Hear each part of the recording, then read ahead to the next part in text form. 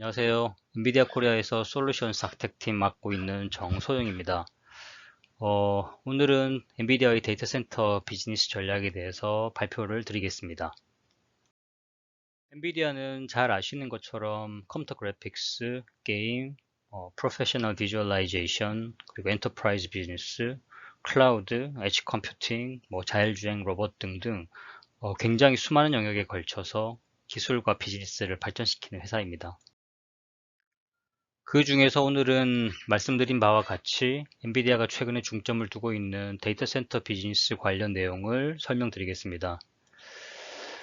사실 엔비디아는 잘 아시는 것처럼 GPU를 생산하는 일종의 팹리스 반도체 회사죠. 그래서 이를 바탕으로 해서 다양한 종류의 GPU 카드, 그리고 GPU 카드를 기반으로 하는 DGX 서버를 통해서 AI와 딥러닝의 필수적인 제품을 제공하는 회사입니다.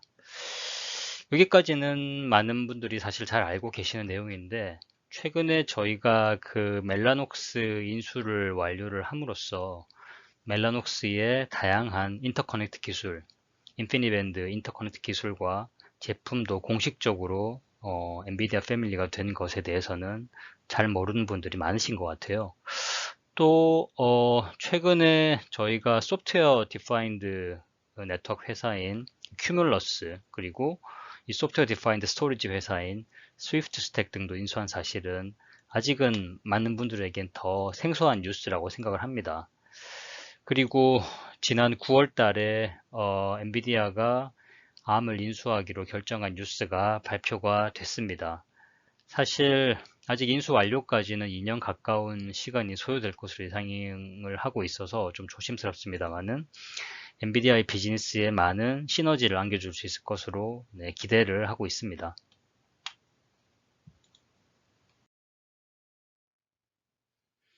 그렇다면 엔비디아가 왜 GPU만 열심히 잘 만들면 되지, 이렇게 네트워크 회사도 인수하고 SDN 회사와 소프트웨어 디파인드 스토리지 회사도 인수하고 또 ARM까지 인수를 하려는지 좀 궁금하실 것 같아요. 이를 위해서는 엔비디아의 비즈니스 전략을 제대로 이해하시는 것이 중요한데요. 사실 엔비디아는 단순하게 값싸고 빠른 GPU를 만드는 그런 회사가 아니라 엔비디아 GPU를 이용을 해서 다양한 도메인에 필요한 소위 Accelerated Computing 플랫폼을 제공하는 것이 엔비디아 비즈니스의 굉장히 중요한 전략이라고 말씀을 드릴 수 있습니다. 예, 그럼 도대체 엔비디아가 얘기하는 Accelerated Computing 플랫폼이 뭐냐? 네, 이는 한마디로 말씀드리면 엔비디아가 만들고 있는 이 하드웨어부터 소프트웨어를 아우르는 특정 도메인의 스페시픽한 엔드-투-엔드 풀스택이라고 보시면 되고, 이를 좀 더 자세하게 설명을 드리겠습니다. 가장 기본적으로는 엔비디아 GPU를 기반으로 하는 컨슈머나 워크스테이션이나 그리고 엔터프라이즈 서버나 클라우드, 인베디드, 자율주행 자동차 등등 굉장히 다양한 종류의 컴퓨팅 환경이 1차적으로는 필요하겠죠. 여기에 사실 이제 GPU가 장착이 되는데, GPU는 그냥 시스템에 꽂는다고 해서 빨라지는 건 아니죠. 거기에 이 쿠다라고 하는 소프트웨어 플랫폼을 이용을 해가지고 GPU에서 구동 가능한 여러 펑셔널 모듈들을 구현을 해 주셔야 실제로 빠른 성능을 이제 낼 수 있게 됩니다. 그래서 초창기 이 GPU 사용자들은 자신들의 워크로드를 구동하기 위해서 필요한 모듈들을 직접 쿠다로 구현하는 일들 다 했는데, 사실 이 쿠다라는 것이 근본적으로는 C나 C++의 확장 버전이긴 합니다만은, 이 애플리케이션 개발자들이 이 직접 쿠다를 통해서 고도의 여러 가지 이 기능들을 개발하기에는 고도의 어떤 시스템 소프트웨어 개발 역량과 시스템에 대한 이해가 필요한 부분이기 때문에 일정 수준의 진입장벽이 분명히 존재한다는 거죠. 그래서 엔비디아가 추구하는 전략은 이 각 도메인 영역에서 필요로 하는 공통 모듈들을 쿠다 기반으로 만들어서 사용자들이 직접 GPU나 쿠다에 대해서 깊이 있는 지식이 부족하다고 하더라도 GPU가 제공하는 가속 성능들을 최대한 쉽고 편리하게 이용할 수 있도록 하는 정책을 썼고, 이를 이제 CUDA-X라고 합니다.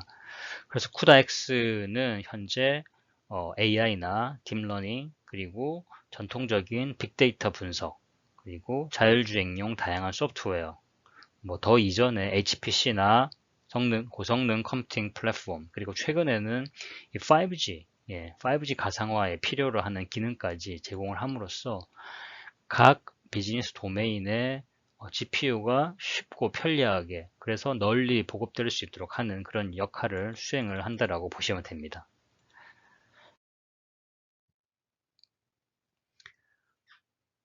그래서 이런 어떤 엔비디아의 비즈니스 전략을 고려를 하면, 그 엔비디아가 데이터 센터 비즈니스 관련돼서 어떤 그 방향성과 전략을 가지고 움직이고 있고, 또 이런 것들이 향후 이 고객들이 추구하시는 미래 데이터 센터 기술과 산업에 어떤 영향을 줄지에 대해서 간단하게 말씀을 드리겠습니다.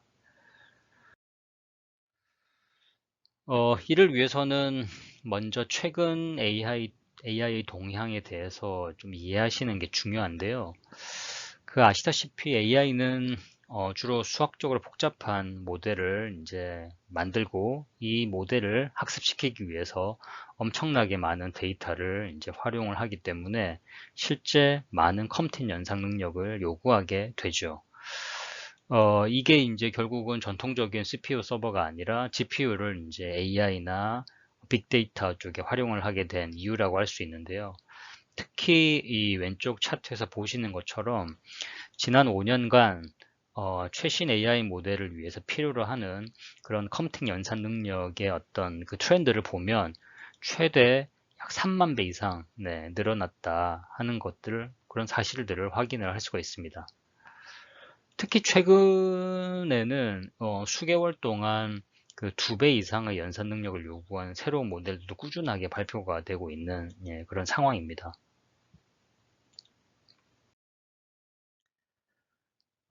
관련돼서 이제 많은 분들이 잘 알고 계시는 GPT-3라는 모델을 이용을 해서 간단하게 설명을 드리겠습니다.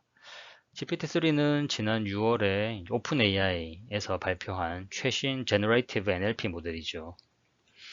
그 이름에서도 아실 수 있는 것처럼 사실상 GPT-2의 후속 모델이라고 볼 수가 있고, 작년 11월에 발표한 GPT-2가 약 이제 1.5 빌리언의 파라미터를 보유하고 있던 모델이었던 데 반해서 이번 6월 달에 발표된 GPT-3는 최대 175 빌리언, 1750억 개 수준의 파라미터를 보유하는 모델로 확대가 됐습니다.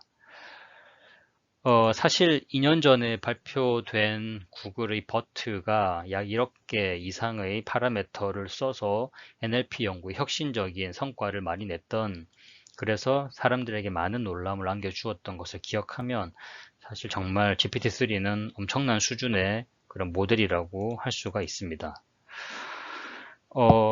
그래서 이 정도 수준의 라지 스케일 이 랭귀지 모델은 사실 이제 하나의 GPU나 서버로서 도저히 학습시킬 수 없는 수준의 그런 스케일을 제공을 합니다.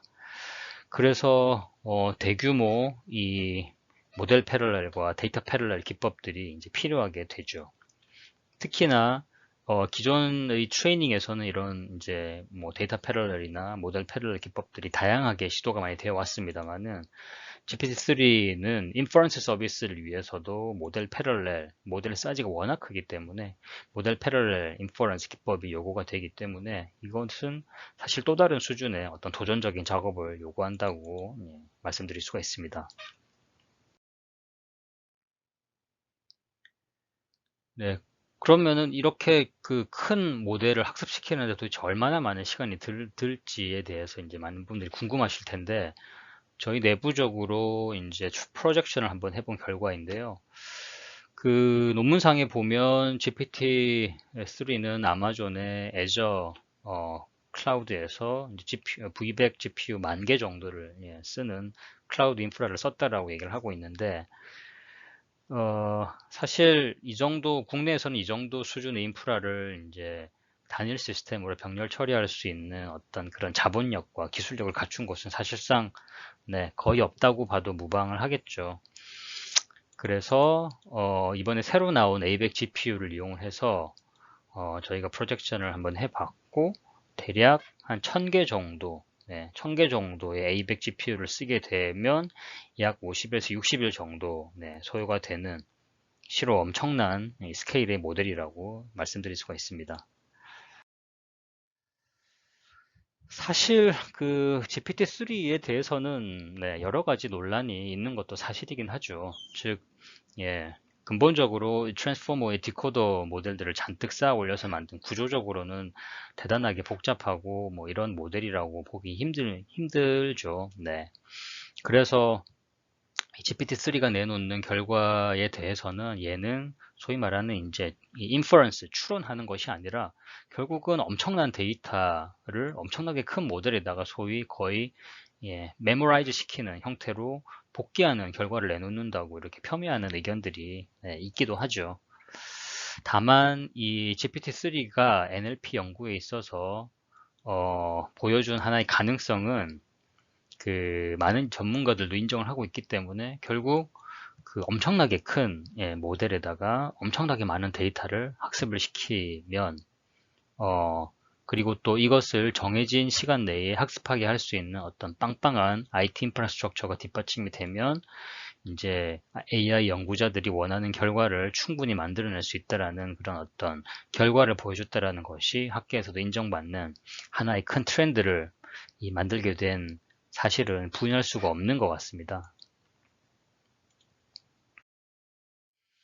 그럼 도대체 앞으로 얼마나 이 AI 모델이 커질까? 뭐 이런 게 궁금하실 수 있죠. 결국 이제 뉴럴넷이 인간의 이 뉴런 활동을 모사해서 만든 학습 모델이고 아직 그 대내에 이 시냅스, 즉 딥러닝에 있어서의 파라메터와 유사한 개념인 이 시냅스의 개수가 어, 대략 이 최고 큰 모델에 비해서도 훨씬 한 1000배 이상 많다라고 추정을 하고 있기 때문에 아직은 갈 길이 멀다라고 볼 수가 있습니다만은 앞서 보신 것처럼 사실 1000배라는 규모가 지난 이 역사를 돌이켜 보면 그렇게 큰 스케일이라고 보기에는 힘들다라는 거죠.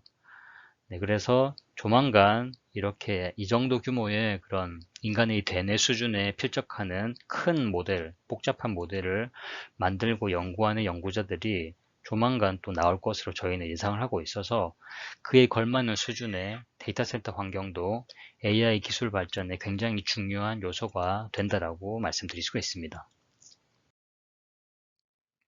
자, 그러면 오늘날 이런 AI 연구에서 가장 핵심적인 엔비디아 GPU부터 하나씩 자세하게 설명을 드리겠습니다.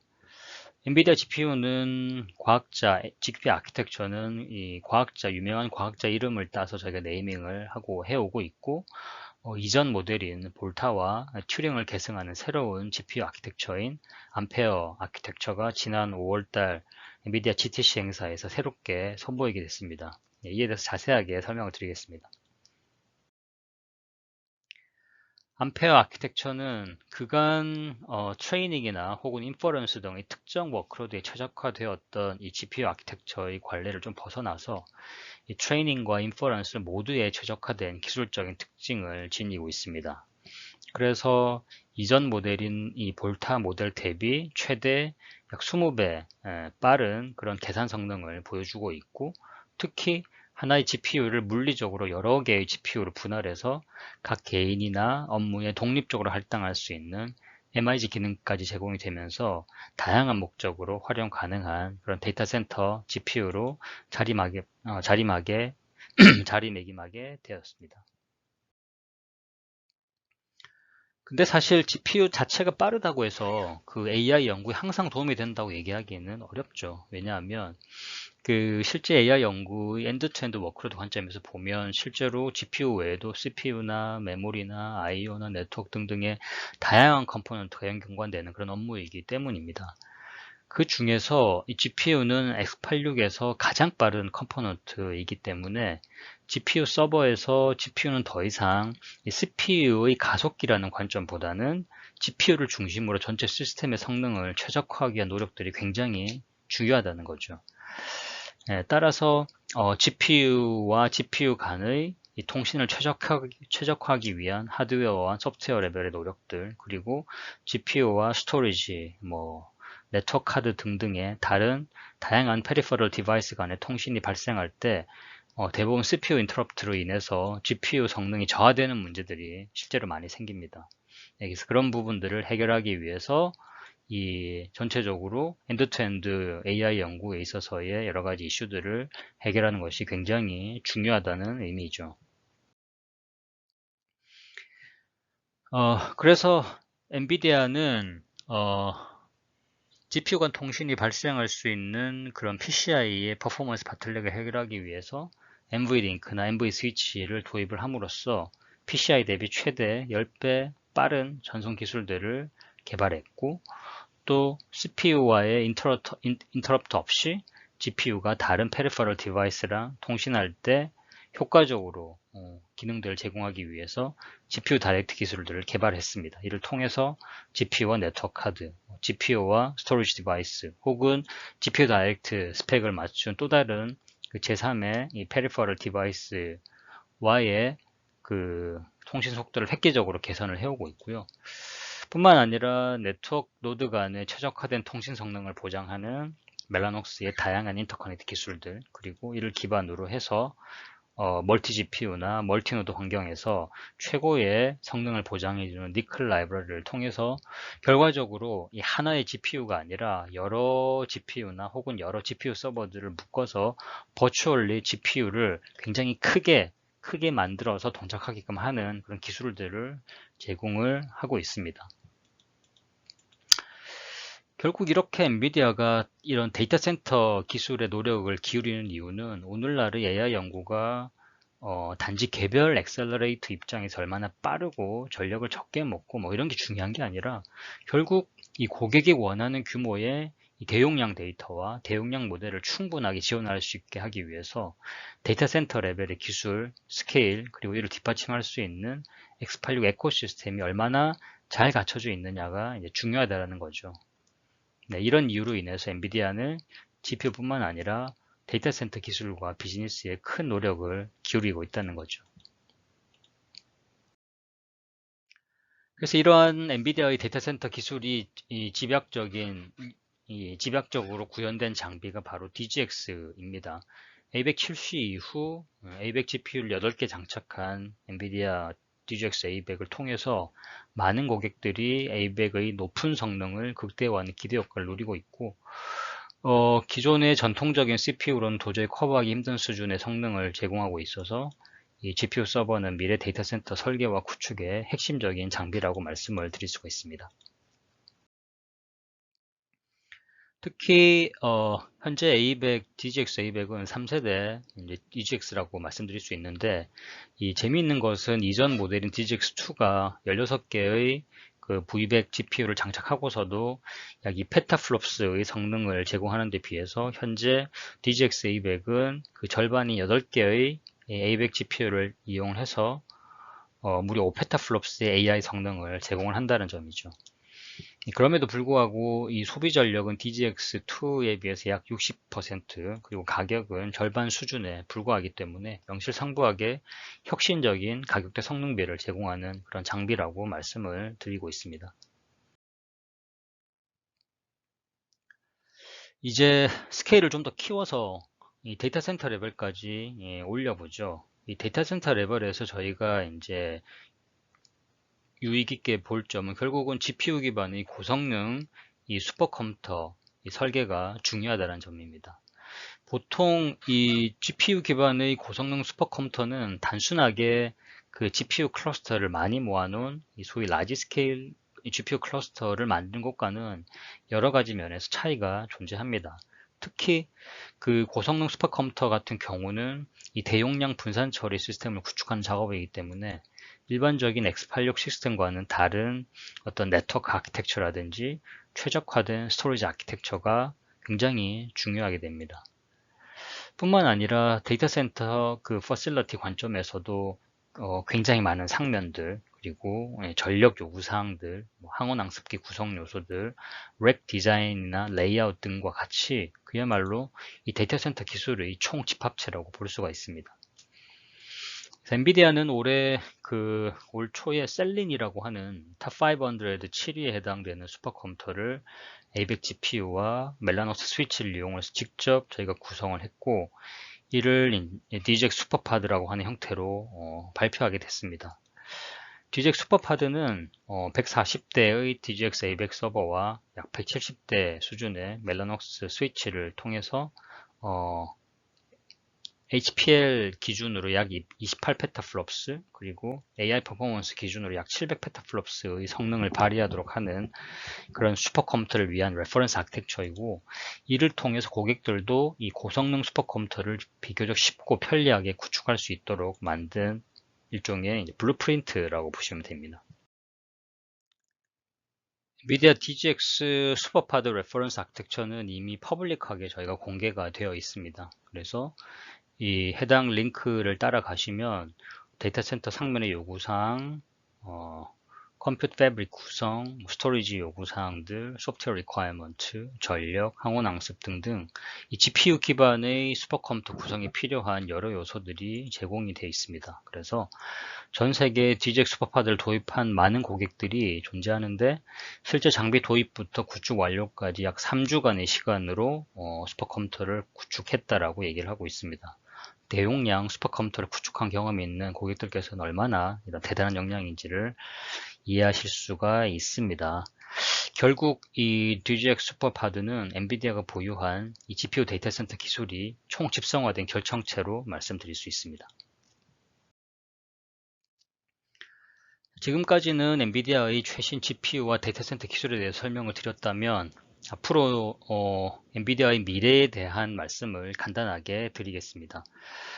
멜라노스 인수 뉴스 이후에 많은 분들이 그 시너지가 도대체 뭐냐에 대해서 궁금해 하신 분들이 많은데, 관련해서 시장에 처음 내놓은 제품이 EGX A100이라는 제품입니다. 이는 멜라노스의 CX6 카드에 A100 GPU를 결합한 제품인데, 이는 앞서 말씀드린 GPU 다이렉트 기술과 관련이 있습니다. 즉, GPU 다이렉트 기술은 동일한 PCI 스위치 하에서 결합된 그런 제품일 경우 가장 높은 성능을 발휘할 수 있는데, 이 물리적으로 결합되어 있는 CX6 카드와 GPU를 통해서 최고의 성능을 낼 수 있는 장점을 제공한다는 거죠. 두 번째로 말씀드릴 제품은 DPU, 데이터 프로세싱 유닛이라고 불리는 이 엔비디아 블루필드 2 제품입니다. 얘는 쉽게 말씀드리면 이 멜라노스 카드에 암코어를 장착한 제품이라고 보시면 됩니다. 암코어가 장착됐다는 것은 결국은 닉에서도 이 프로그래머빌리티를 제공한다는 의미가 되기 때문에, 고객이 원하는 다양한 기능을 닉 카드 단에서 소프트웨어로 구현하는 것이 가능하다는 거죠. 그러면 결국 몇몇 분들은 이 CPU 리소스를 쓰는 것과 이 암코어를 쓰는 것의 차이가 뭔지를 궁금해 하시는 분들이 많을 것 같은데, 그 네트워크 트래픽을 PCI를 통해서 시스템까지 올리지 않고 닉단에서 처리를 할 수 있기 때문에, 예를 들어서 뭐 디도스 방어라든지 뭐 터널링이라든지 이런 네트워크 단에서 발생 가능한 업무에 대한 처리를 가능하게 해주는 것이 근본적인 차이라고 말씀드릴 수 있습니다. 결국 블루필드 2를 이용하게 되면 진정한 SDN 기능을 구현할 수 있게 저희가 만들어준다는 거죠. 결국 프로그래머빌리티를 제공을 한다는 것은 개발자들이 개발할 수 있는 프로그래밍 인바이러먼트나 런타임 인바이러먼트가 필요하다는 의미가 되는데, 이를 위해서 엔비디아는 현재 도카라고 불리우는 이 소프트웨어 스택을 준비하고 있습니다. 즉 GPU의 쿠다라고 하는 이 컴퓨팅 소프트웨어 스택을 통해서 강력한 성능과 어떤 프로그래머빌리티, 플렉서빌리티를 제공한다면, 멜라노스 닉에서는 이 도카라고 하는 이 네트워킹 소프트웨어 스택을 이용을 해서 역시 퍼포먼스, 프로그래머빌리티, 플렉서빌리티를 제공하겠다라는 그런 전략이라고 이해하시면 됩니다. 그리고 조만간 블루필드 2X라는 제품도 출시가 되는데, 얘는 이 블루필드 2에 실제 GPU, 암페어 GPU가 결합된 그런 제품입니다. 즉, 하나의 카드에 CPU, 암코어 CPU, 그리고 GPU, 닉이 물리적으로 결합되어 있는, 즉, 더 이상 닉이라고 닉 카드 자체가 아니라 이 자체만으로도 쿠다와 도카가 장착되어 있는 하나의 고성능 GPU 시스템이라고 말씀을 드릴 수 있습니다. 도대체 이런 이 제품들을 왜 만들어내는지 궁금하실 텐데, 결국 엔비디아가 내놓는 이런 제품들은 미래 IT 환경에서 중요한 역할을 하게 될 엣지 컴퓨팅을 위한 제품입니다. 그래서 X86 서버에 이 블루필드 2 혹은 2X 제품들을 장착을 하게 되면 실제 강력한 성능을 발휘하는 엣지, AI 엣지 머신들을 쉽고 편리하게 만들 수 있도록 하겠다 하는 것이 이 블루필드의 전략이다라고 이해를 하시면 됩니다. 그래서 2023년까지 블루필드 4의 제품들을 저희가 출시할 예정이고, 블루필드 4는 현재 블루필드 2에 비해서 최대 15배 수준의 고성능을 발휘할 제품으로 준비하고 있습니다. 그래서 향후 미래 AI 비즈니스의 엣지 컴퓨팅의 핵심적인 역할을 수행할 제품이 아닐까라고 생각을 합니다. 마지막으로 이제 많은 분들이 암 인수에 대한 뉴스가 궁금하실 텐데, 사실 지난 9월에 발표된 이후에 실제 인수 완료까지는 약 2년 정 가까운 시간이 필요하기 때문에 현재는 자세한 설명을 드리기는 힘들 것 같고요.